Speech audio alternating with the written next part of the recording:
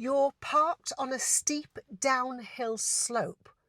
How should you leave the wheels of your car? Do you understand that question? Do you leave the wheels straight? Do you leave them turned to the left? Do you leave them turned to the right? Well, let me explain it. When you're parked on a hill, first of all, make sure that you put your parking brake on really firmly. Next, make sure that you leave your car in gear. Leave it in the opposite gear to the way that your car would want to roll. For example, if you're parked on a downhill slope and your brakes failed, your car would want to roll forwards.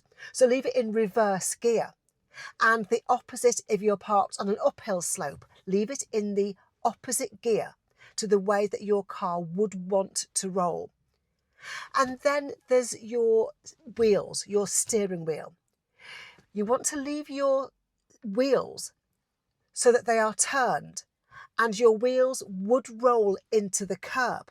So if it's a downhill slope, you'd need to steer to the left to go towards the curb. So leave your wheels turned towards the left. Then if your parking brake fails, you would roll into the curb.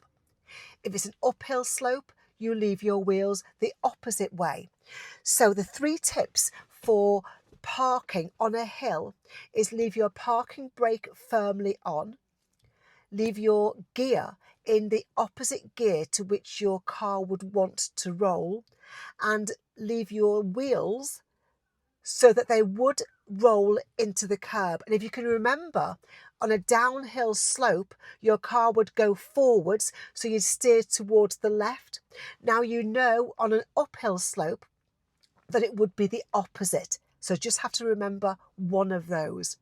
I hope that now makes more sense. Let me know if you now understand about the wheels being turned and why, and the other tips for leaving your car parked on a hill as well, because what you don't want is your car to start rolling away. Hope that helps. If you want to know much more about passing your theory test, don't forget to follow this account, subscribe to this account, and you could sign up for my pro course.